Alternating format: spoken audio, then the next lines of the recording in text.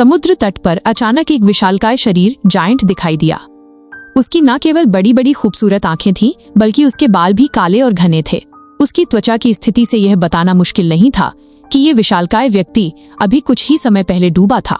उसकी आंखें अभी भी पन्ना जैसी हरी और स्पष्ट थीं, और उसकी नाक का पुल एक वयस्क इंसान से भी ऊंचा था। वो दिखने में इतना सुंदर था जैसे किसी दैत्यों के देश का राजकुमार हो। कोई नहीं जानता था कि वह कहाँ से आया है। उसके विशाल हाथों की हथेलियों में कुछ मछलियां अभी भी खुशी से तैर रही थीं। शुरुआत में लोग जिज्ञासा से भरे थे, लेकिन वे केवल दूर से ही देख रहे थे। तभी एक निडर लड़की उस विशाल शरीर पर चढ़ गई और ऊपर खड़े होकर सबको हाथ हिलाने लगी।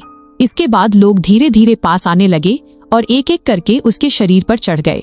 बच्चे उसके पेट पर हंसते खेलते और शोर मचाते देखे गए। कोई उसके कान के पास आराम से बैठकर गाने सुन रहा था और कुछ लोग तो उसकी नाक पर खड़े होकर बैले डांस करने लगे।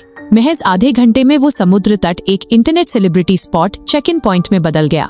हालांकि जैसे जैसे समय बीतता गया, विशालकाय शरीर सड़ने लगा। उसकी पहले से चमकदार त्वचा बेजान और फीकी पड़ गई और वहां आने वाले पर्यटकों की संख्या भी कम होने लगी।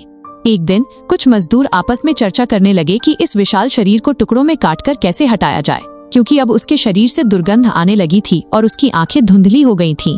यह सब इस बात का संकेत था कि प्रकृति धीरे धीरे उसे नष्ट कर रही है। उसी समय कुछ लोगों ने उसके शरीर पर तोड़फोड़ शुरू कर दी और मनमर्जी से डूडल ग्राफिटी बनाने लगे। बाद में सरकार ने एक इंजीनियरिंग टीम भेजी जिसने विशालकाय शरीर को 99 टुकड़ों में काट दिया। उसकी पैर की हड्डी को एक कसाई की दुकान ने साइन बोर्ड के रूप में इस्तेमाल किया।